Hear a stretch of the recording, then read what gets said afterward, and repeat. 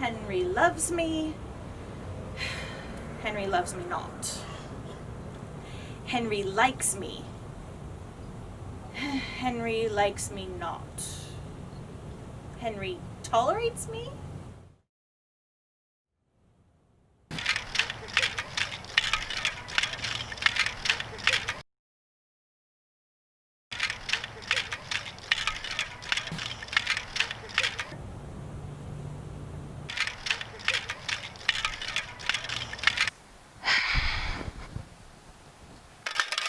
Message for your majesty.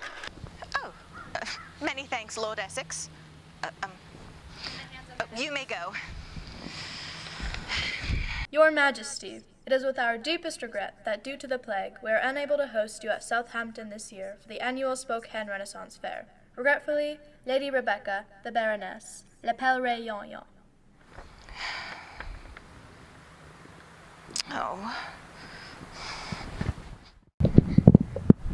Oh, and Meg the Pirate Cook. Ashore finally with her wonderful turtle telling stories.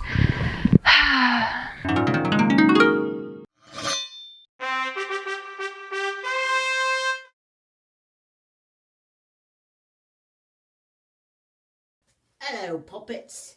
It's me, Pirate Meg, here with my good friend Bob. Say hello, Bob. He says hello. I'm here to tell you a story. Now, usually I'm on ship making lots of food and stuff for all me mateys. You know, some miller stew and some long pork. But today, I'm at the fort. Still have me possum, though. And I want to tell you a story. But Bob, do you want to hear a short story first? All right, a short story. This is the story of the cobbler and the elves. Do you know what elves are? You don't know what elves are? I'll tell you what elves are. The fairies. It's a fancy word. Elves. It's the fancy word for fairies. All right, so there was this cobbler and his family, and they were starving. Nobody could want to buy their shoes. He wasn't actually that very good. No, he wasn't. But one night, he cut out all he could of the leather and of the bottoms, you know, the bottom of your shoes, you know, and the lacings and stuff, and he laid them all out on his workbench to be worked on in the morning, because he figured, well, I might as well get an early start. And he went to bed. He was kind of sad and hungry. So, late that night, something came a-creeping into the house. What was it? I don't know. Do you know? You don't? All right. So, what came into the house was a bunch of elves. And they saw how poorly the cobbler was doing. And they saw all this work ready to be done. So you know what they did? Yes, they made it. They made lovely shoes. Little shoes for little boys and girls, big shoes for big boys and girls, and even boots for the lords and ladies. And when the cobbler woke up, he saw all these wonderful shoes sitting in his window, and people hammering at the door wanting to come in to buy these shoes. And he was like, who made these shoes? Oh, well, being a smart one, he wasn't going to ask very many questions. He opened the door, and as soon as he could, all the shoes were sold out. He was so excited, he bought more leather, more shoe bases, more laces. And he cut even more out that night. And he decided, well, maybe, just maybe, my benefactors will help me tonight as well. And he told his wife of this, and she goes, I'm not quite sure if these are people or what coming into our house at late at night. I'm a little worried and a bit scared, actually. And he says, sorry, I was thinking about me. He says, darling, do not worry about it. I've cut out all the laces. I've cut out all the laces. Yes, he cut out all the leather and the laces and the shoe bottoms, and he laid them out and went to bed. And again, the elves came in and saw all this work waiting to be done, and they said, yes, we will do this. We can. So they got to work. And before you know it, Bob's your uncle, it's morning, and there are shoes to be had. And more customers waiting at the door wanting to come in to get the glorious shoes of the cobbler. And he was so happy. He was making shoes. He was making money. He was buying food. But his wife, she was wondering where all this help was coming from. She was grateful, mind you, but she still wanted to know. So she laid out a plan. After the cobbler went to bed, well, after he cut out all the leather and the shoelaces and stuff, she laid out a little bit of flour underneath. You know, figured maybe she'd see who it was. And went to bed. The next morning there were more glorious shoes, lovely shoes, boots, and some new ones with heels. That's a new thing. And then as he was selling off all these shoes, his wife looked around and saw tiny little footprints. And she knew it was elves, wonderful little elves. So that night she encouraged her husband to stay up late and peek through the corner of, had to put on my glasses, yeah, peek through the corner of the door, you know, when it's almost shut. And they looked at it through the door, and there were the elves making the shoes. And she was saying, oh, look at them, the poor little things, they're all naked. That means without clothing, if you're concerned. They need clothes. Well, not knowing and not understanding the words of elves, she decided that there, thickety-spit, she was going to make them clothes. And that night, after the day was done and all the shoes were sold, she laid out lovely little trousers and tiny shoes and little shirts and hats for the wonderful little elves that made them shoes, and went to bed happy and content. That morning they got up, and the cobbler rushed to his workbench to see that all the shoes and wonderful slippers were not made. It was all the leather and the laces that he had cut out the night before. But the little elves' clothes were gone. And he wondered, I wonder, what could have made them leave? Anyways, he decided, I'm not so lazy that I can't make a pair of shoes myself, and he made them. And the customers still loved the shoes and still wanted to buy them, especially now that they knew he could make them. And he wondered, whatever happened to those elves? And he walked up to his wife late that night as they were having their supper, and he asked his wife, what do you think happened to the elves? They were so wonderful in making us all our shoes. She goes, well, I thought they were really scary, all naked and bloom. They must be blooming cold without nothing a stitch to wear. So I made them clothes. And he said, you did what? You made them clothes? She said, yes, dear, I don't see what the problem is. And he said, oh, now I know. Oh, well, I'm a cobbler. I can make the shoes. And she said, but darling, I do not understand. Why do you ask this? Why are you not surprised the elves have left us? And he said, darling, don't you know? You never give elves clothing. They'll stop work and leave immediately because they think their work is done. I am going to you know what? I think this is something you're just going to have to sit out on. Yes, it's a lot. And why don't you come over here and sit on breakfast? If you could sit on breakfast, maybe you can have some. Perfect. Now, I have this book. It's called Beauty and the Beast. It's a very good book. All right. See, I can read. But you know what? I need these glasses to see pirates on the fall and ships that are a long way. I know I'm supposed to be in the kitchen, but when it comes to taking out other ships, everybody on deck. You know what I mean. All right. Let me take my glasses off so I can read. All right. I'm going to have a better voice here. There once was a wealthy merchant who lived with his 3 daughters and 3 sons. His wife had died long before, but his children filled his life, and his business gave him a little time to be lonely. One day a great storm came up, destroying all the merchant's ships and their rich cargo. The merchant was desolate.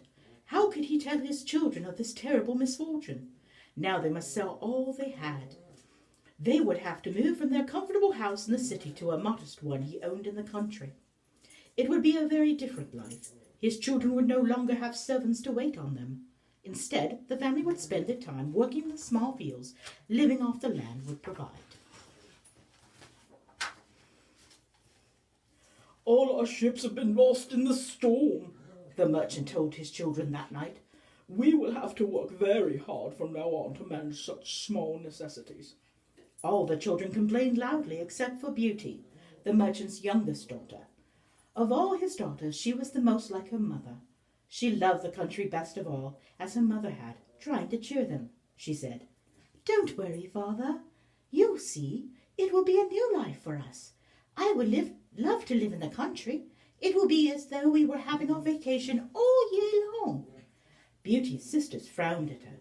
"How very stupid you are," they told her, outraged. "How will we ever find husbands? Do you think we've been brought up to marry farmers?" Beauty's sisters were very proud and beautiful, and considered themselves too good for the most of the rich noblemen who had already asked for their hands in marriage. Now their prospects seemed dim indeed. Look at this lovely photo. Lovely picture. I don't even know what a photo is. This artist is amazing. While their brothers and Beauty sorted out what would be sold and what would be kept, the 2 sisters sulked and complained to their sad father. But their father was firm. So they did. So go they did. But they continued to sulk and did as little as possible to help with any of the chores. "I can't wash dishes. That's servants' work. How will I ever find a husband if my hands are rough and red?" said one. "And I can't possibly help in the fields. That's men's work. What would my friends think if they happened by?" So Beauty and her 3 brothers were kept busy doing all the chores. They would say, "Well, the girls aren't strong, and Beauty is different.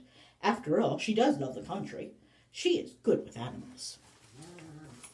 Look, there's Beauty doing the work, and there's her spoiled sisters doing absolutely nothing.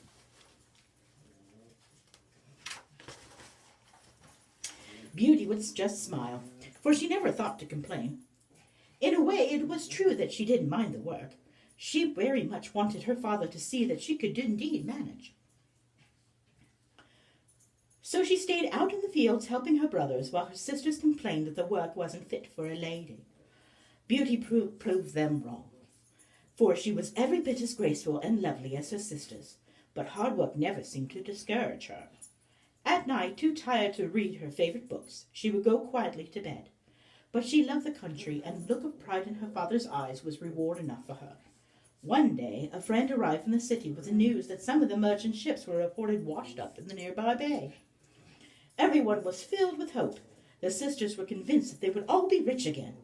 As their father packed for his journey, they planned what they wanted him to bring back for them as gifts. "Bring us dresses of silk and fine shoes and a carriage to ride in, so that when we return to the city, everyone will marvel at us." "Very well," said the hopeful merchant. "You shall have all the finest dresses money can buy. What do you want me to bring for you, Beauty?" Beauty had been very quiet while her sisters planned. She gathered her father's traveling clothes and put them into a small trunk. "Really, there's nothing I need," she said, sad to see her father go. "Now, you must have something you'd like me to bring you. Tell me, girl, what shall it be?" Oh, her sisters groaned. "What could Beauty possibly want? She's so happy here." They both laughed. Beauty saw her father's frown. To put an end to the discussion, she said, "Yes, there is something I'd love to have. Please bring me back a rose. We never see any here." "Oh, what a stupid present that is," said her sisters. "I'll bring you back the very best rose, my dear," said her father, as he kissed them all goodbye, then rode off with his horse and his friend. When they arrived at the port, it was their sad task to survey what was left of the rich cargo. Most of it was badly damaged, and the few valuables that were salvaged had been confiscated by bill collectors. So there was nothing to be joyful about. The trip was a failure, and sadly bidding farewell to his trusted friend, the merchant set out for home. Look at this horrible wreck. So sad.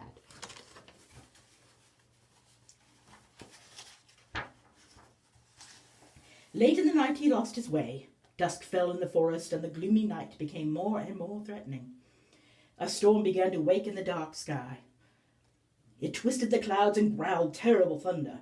Rain turned to snow, and the shivering merchant began to look for shelter for the night. Cold, tired, and hungry, he came upon a brightly lighted palace. The gates leading to its doors were open, and smoke billowed from every chimney. Perhaps, thought the weary merchant, the owner of this fine palace would mind allowing a tired, lost traveller a bit of warmth by his fire. When the merchant approached, he found the doors open, and he entered. Before him he saw a grand hall, with a warm, glowing fire in the fireplace. To his surprise, he saw a table set for one before the fireplace, with steaming hot soup, freshly baked bread, and what looked like a delicious meat pie. He called out, but no one replied, so he sat down before it. I don't suppose I should help myself, he thought as he ate. But he was exhausted, and hunger had gotten the best of his sense. So he told himself that perhaps the meal was meant for him, and so, or some other lost stranger. Instead of being suspicious, he took comfort in it. Look, here he is, riding his horse into the grand palace. It's beautiful. A lot better than this place, I'll tell you. After finishing the food, the merchant went out in search of his horse, which he found grazing comfortably in a nearby stable on a great heap of sweet hay. Again, this did not cause him suspicion. Instead, he returned to the warmth of the palace and finished the fine wine that accompanied his meal.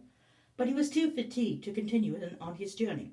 Surely it can't hurt to linger just a little bit longer, he thought between yawns.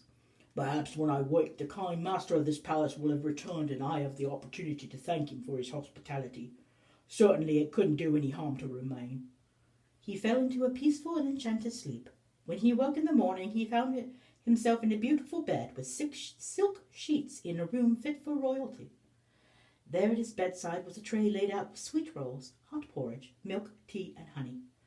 Goodness, the master of this house is a generous man, he thought. And here is the merchant laying sleeping, and look, who was that? This is getting quite intriguing. After finishing his breakfast, he dressed hurriedly, eager to go out on the grounds to see if he might find at least one servant, or even the master himself. But he found no one. The merchant was puzzled. Surely there would be at least servants to manage a palace of this size. Growing more and more nervous, the merchant quickly passed through the garden, stopping only to glance at one especially beautiful roses. He remembered Beauty's wish for a single rose, and without thinking, he hastily broke one from the bush. Suddenly a roar shook from the entire garden. Stricken with fear, the merchant fell to his knees and covered his head with his arms. Then the roaring stopped. The merchant looked up to behold a most hideous beast. How dare you steal one of my roses? He growled. Please, master, had I known that this rose was as precious to you, I would never have taken it, the merchant cried.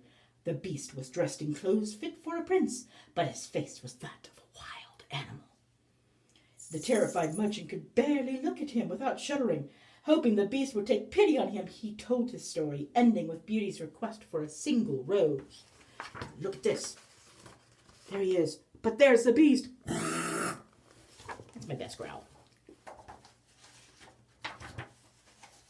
I gave you shelter and food, but you repay this by stealing from me. Prepare to die for your thievery, the beast roared. The merchant pleaded with the beast, begging for his children, who would be orphaned should he die. Finally, the beast was softened enough to bargain. If your daughter loves you enough to come in your place, I will take her instead. If she refuses, you will return to me to take your punishment. I would never allow my daughter to take my place, protested the merchant. Kill me if you must. But the beast refused. It must be your daughter's choice. If she will not come, then at least go to your family and say goodbye. If you do not return, I will come and find you." The merchant agreed on his honor to return in 3 days. "Go into my palace and take the chest I have left for you," the beast told him. "You will find your horse waiting at the gate, and a horse for your daughter's return. But remember, merchant, if you do not return, I will hunt you down." Oh, I need something. Oh, that's quite terrifying. When the merchant arrived home, his children were delighted to see him. They opened the chest the beast had given them to find it filled with silver. When the merchant told them the bargain he had made with the beast, however, they wept, all but Beauty, who was determined that her father should not die. "I will go to the beast in your place, father. I am sure no harm will come to me." The Beauty's brothers leaped up, determined to go to the palace and kill the beast, while her sisters forced big, false tears from their eyes and wailed about losing Beauty. In their hearts they thought about how they would not miss her at all. No matter how her father and brothers protested, Beauty insisted. She had made up her mind. She would go to live with the beast. "It is my fault that this has happened to you, father. I will stay with the beast. Surely he can't be as bad as you think. He has spared you and given us this treasure. My staying with him is a small price to pay for all his kindness." Finally the day came for the merchant to return with his daughter. Up to the last moment, the brothers pleaded to let them go back and attempt to slay the beast, but Beauty refused. She was convinced the beast would not harm any of them if they did as he is commanded. The beast's horse led Beauty and father back to the palace. Again it was night, and the palace glowed with light. It seemed more beautiful than the merchant had remembered it. When they entered, the dining table was again set for the fire, but this time it was set for two. As filled with fear as the travelers were, they were still tired and hungry. They seated themselves at the table. "Surely this is the finest meal I've ever had, father. How kind this lord is to have thought of our needs." Beauty's father looked at her lovingly, saying nothing, only thinking of how frightened his young daughter would be once she finally met the master of this house. There they are, leaving home. Her on the steadfast horse, him sad, and there's the other children. Oops. As the beast entered from the garden, "Good evening, merchant. It was good of you to come as we agreed, and you, Beauty, are certainly a brave young woman. She must love you dearly, merchant, to have come." Beauty bowed her head in greeting to the beast. "How very frightening he is," she thought, "and yet his eyes are so sad. He must be very lonely, living in this large palace all alone." "We have come as you asked," said the merchant. "I have not been able to persuade my daughter to stay at home, but I plead with you to spare her, for I fear that you will deal harshly with her." But the beast had no unkind words for either of them. Instead he asked, "Beauty, will you remain with me in my palace?" "Yes, my lord, I will," Beauty answered, bowing her head. "In this palace you alone are mistress. All will do your bidding, including myself.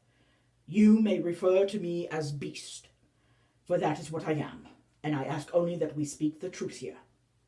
Turning to the merchant. And here, at the table, the beast arrives. Quite scary, isn't he? Rawr. Turning to the merchant, who was astonished at the beast's great gentleness towards his daughter, the beast said, "You, merchant, shall stay the night, but you must leave in the morning. Take with you those 3 chests that you and your daughter may fill with gold to bring back to your family." "Silence! And now I bid you good night." The beast bowed politely to Beauty and was gone. Again the merchant begged Beauty to reconsider, and again she refused. So they stayed up till dawn, filling the chests with the gold and precious jewels. The more they filled the chests, the more room there was. "Surely the beast is making fools of us both." "Oops," the merchant said that. "Surely the beast is making fools of us both. My horse will never be able to catch such tremendous weight. the merchant said. But in the morning the merchant's horse stood at the gate with all 3 chests tied to the saddle. Now at last it was time for the merchant to leave. Beauty kissed him goodbye, trying to conceal her tears. He finally set out. In moments he was gone from view. Look, and she's crying. Then Beauty was alone. She walked slowly back into the palace and went to her room. There she found closets filled with beautiful clothes, her dresses spilled over with jewels of every kind. As she exchanged a shabby dress for fine silk one, she thought, "The beast will be pleased to see me wearing his gifts." Then she set out to explore the palace. At the top of a long, winding staircase she found a tower room. It was circular and filled with light. Every window looked out into the gardens below. In one corner was a large silver music box that played, when the lid was lifted, a continuously changing melody. On the bookshelves there were books of every kind bound in the finest leather, and in the small gilt cage was a tiny red bird that sang to her. Beauty thought, "This is the most wonderful room in the palace. Poor beast, with all his wealth and love of beautiful things, he is wretched and lonely. Well, I will try to help him be happy." Each day Beauty returned to the tower. She read many of the books. Often she would take the little bird from its cage, letting it fly free. Though the windows were open wide, it would never leave the tower. "Little bird, you are like me," she said. The bird flew to her shoulder and rubbed its smooth beak gently across Beauty's cheek. "Here she is, in all that finery, and there is the little bird." Every evening Beauty would have her dinner before the fire, and Beast would join her. It was the only time she saw him. One of the first evenings in the palace, Beauty asked, "Where do you spend your days, Beast?" "Do not ask me, Beauty," was his reply. "Please, tell me what you do," she persisted. The Beast looked at her, and in great sorrow filled his face. But just as quickly his expression changed to anger. He raised his rough fur-colored claws and answered, "I hunt. I prowl the woods for prey. I am an animal after all, my lady. I must kill for my meat. And like you, I cannot eat gracefully." Beauty was horrified. Her eyes filled with tears. She looked away from his terrible gaze. "How very sad," was all she could say. The Beast left her with an abrupt good night. Beauty ceased to ask questions that might hurt or embarrass the Beast. At first she tried hard not to notice how frightening he looked. As time passed, she found him so kind toward her that her fear left her. And here he is, telling her how he hunts. And she's crying for him. Oh! Sorry, his voice is kind of hard to do. I must learn more. "This palace is now yours, Beauty, and I am your slave," the Beast told her one night. During those evenings they would talk of many things, of magic and of the world. The Beast knew many stories of foreign places, and Beauty loved to hear him speak of them. His tales were so vivid she felt she was there herself. Beauty soon came to realize that Beast was a magician as well. Often while telling a story she would wave his arm and a picture would unfold before their eyes. The characters in the story would move as real people, and when the tale was over the players would bow and curtsy, then disappear. Many of the stories were funny, and Beauty and the Beast would laugh together until the Beast would remember he was a beast. Then he would end the story quickly, bidding her good night. Before he left, he would always ask, "Beauty, will you be my wife?" Beauty always replied the same way. "No, Beast, I am sorry, but though you are kind to me and have treated me fairly, I can never be your wife, because I do not love you." The Beast would leave Beauty, and she would want to weep for him. Beauty most of all looked forward to the nights. When she went to bed, her sleep was filled with dreams lovelier than those she had ever had before. Look, here they are. Beautiful play. There are the players. There's Beast. And there's sweet Beauty with her roses. They were always the same. She would be in the garden in the palace, near a shimmering pond. The air was filled with the scent of roses, and her little red bird would fly about her, singing the sweetest song. The handsome young prince would come and sit by her side. He seemed somehow familiar to Beauty, though she knew she had never seen him.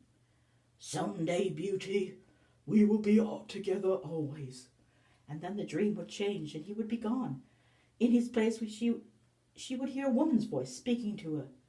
Look deep into others' beauty to find your happiness. And Beauty would think to herself, what does it mean? Why can't my prince be with me now? Those dreams melted into her days at the palace. She would look for her prince in the garden and by the pond, but she never found him. Yet in her dreams he would tell her of his life. That is a hard sentence to get out. I'm just saying. When I was a boy, I was very vain and quite proud. My palace was filled with servants, and everyone honored me and did my bidding. One day an old hag came begging at my palace gate. I showed her no pity. She was so ugly. The sight of her did not move me, and I sent her away without food or money. As she left, she warned that I would spend the rest of my life wandering in my fine palace without a friend, till someone could find beauty in me. I laughed at her. But when I returned to my palace, I found it empty. I have been alone ever since. And here, Beauty's dreaming, and there's her handsome young prince.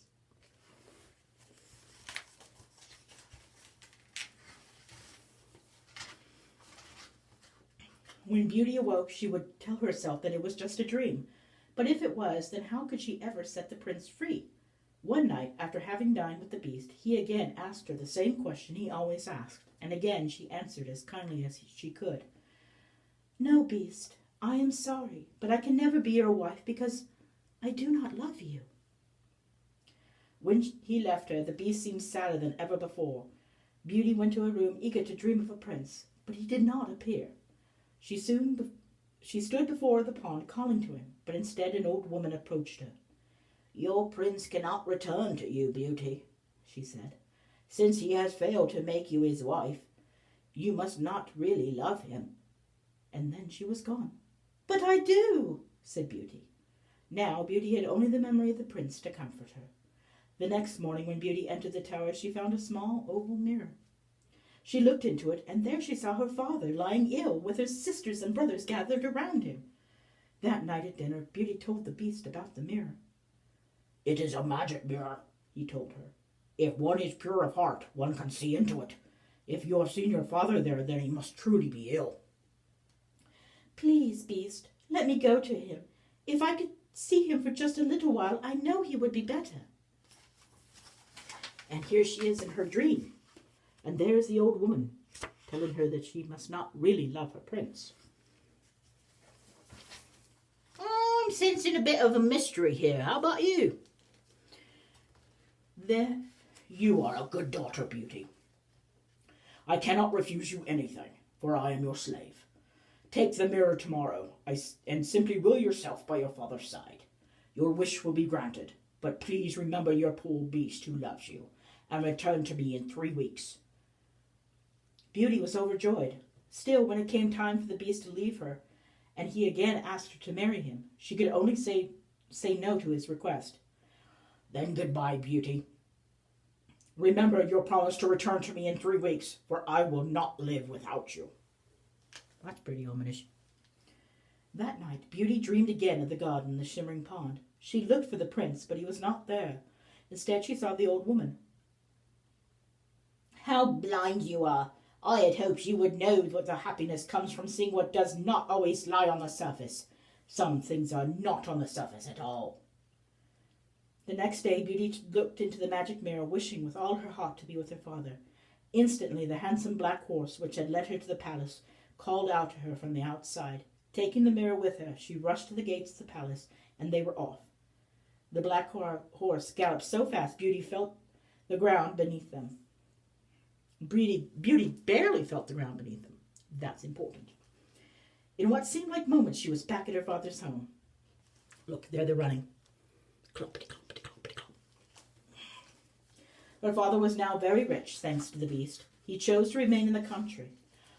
When Beauty arrived, he was indeed very ill.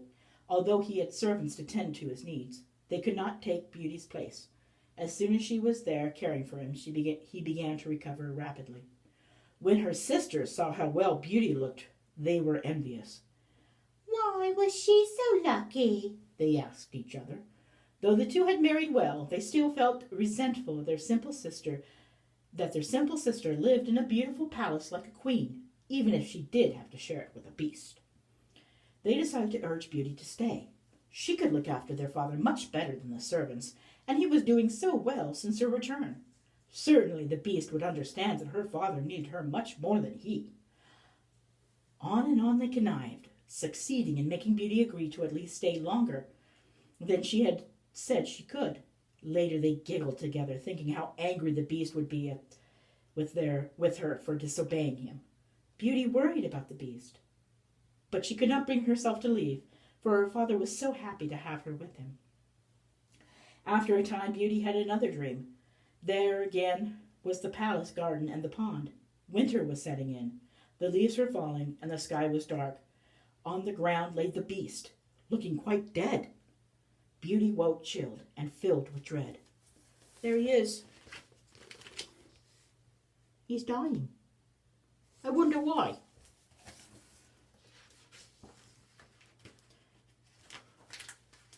My poor beast, how awful I have been to him.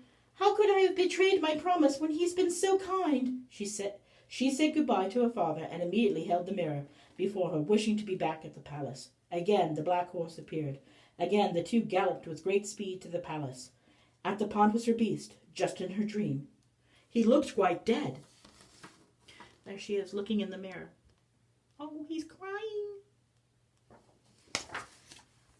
Beauty knelt beside him, cradling his head in her arms. My poor beast, this is my fault for being so heartless. I have repaid your love with my own blindness and selfishness. Please recover.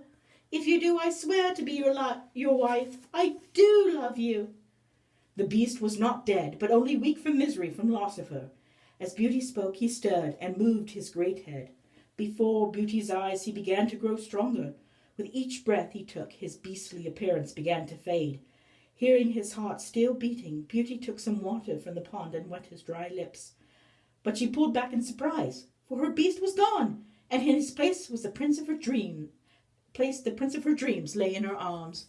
And here she is. Here she is, cradling her poor beast. You have released me from my enchantment, Beauty. If you will still consent to marry me, although I am no longer your beast, I promise I will always love you. Now at last I am free to tell you that the old woman was really a fairy in disguise, sent to test me. Though I failed, she was kind enough to put my whole palace in a magical spell till I could find you to redeem me. Say you will marry me, and you shall be my queen. At last Beauty understood the mystery of her dreams. The prince and the beast were one, and her love had saved them both from their enchantment.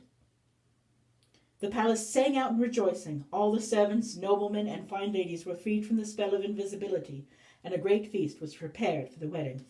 Oh, look. He is quite handsome, really. So the prince and Beauty were married, and lived with love and happiness. As for her sisters, well, you can imagine just how envious they felt of their little sister's happiness.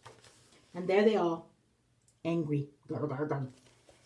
This, I tell you, was Beauty and the Beast, retold by Mariana Mayer, illustrated by Mercer Mayer. It is a beautiful book, and Mercer Mayer is an artist. I love his work.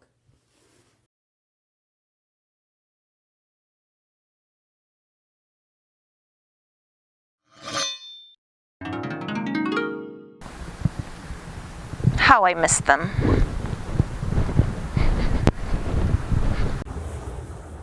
One of the most unfortunate parts of these unprecedented circumstances is that not only are the entertainers out of work, but we aren't able to donate any food to the Second Harvest Food Bank like we do every year. If you can give, please give. There's a link below that you can follow for the Second Harvest Food Bank, as well as to the entertainers that you've seen here today. Thank you so much.